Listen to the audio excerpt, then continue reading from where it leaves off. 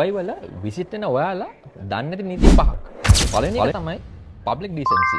ඒ කියන්නේ යාළුවනේ ඔයගොල්ලෝ එළියට හිට මෙහෙට යනවා නම් හරි හැටියට හොඳට ඇඳලා කරලා යන්න ඕනේ. ඒ කියන්නේ බාගට හෙළුවෙන් ඒ වගේ විදියට ඩුබයි වල හිට මෙහෙට සැරිසරන්න බෑ. දෙවෙනි එක තමයි මේ රටේ මත්ද්‍රව්‍ය නීතිය. මත්ද්‍රව්‍ය නීතිය ඔයගොල්ලෝ දන්නවා ඩුබයි කියන්නේ මත්ද්‍රව්‍ය වලට රටක්. ඉතින් එහෙම එකේ ඔයගොල්ලන් මෙහෙට ඇවිල්ලා මත්ද්‍රව්‍ය හැම පාවිච්චි කරන්න බෑ. ඊළඟ තමයි photography restriction. ඒ කියන්නේ කාගේ හරි කෙනෙක් ගා පින්තූරයක් ගහනවා නම් හරි, ඒ කියන්නේ වීඩියෝ එකක් කරනවා නම් හරි ඒගොල්ලන්ගෙන් අනුමැතිය තියෙන්න ඕනේ. අනුමැතිය නැතුව කිසිම දෙයක් කරන්න බෑ. Hey! මීට වැඩිය හොඳයි. swearing and gestures.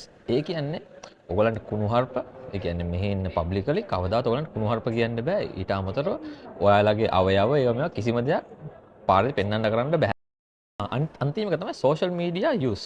social media use කියන එක අදහස් කරන්න යාළුවනේ ඔයගලන්ට හිතන හැම දෙයක්ම social media එක දාන්න බෑ. මේකෙත් පොඩි rules and regulation වගේක් තියෙනවා.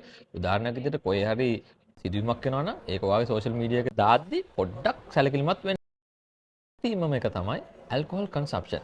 ඒ කියන්නේ ඩුබයි වල ඔයගලන්ට ඇල්කොහොල් අරන් පාවිච්චි කරන්න බෑ කිසි ප්‍රශ්නයක් නැහැ. හැබැයි එහෙම ගද්දි ඔයාලා අනිවාර්යයෙන්ම ලයිසන් එකක් තියෙනවනේ. ඊට අමතරව ඔප්පු කරන්න ඔයා වයස අවුරුදු 18ට වඩා වැඩි කියලා ඉවරලා.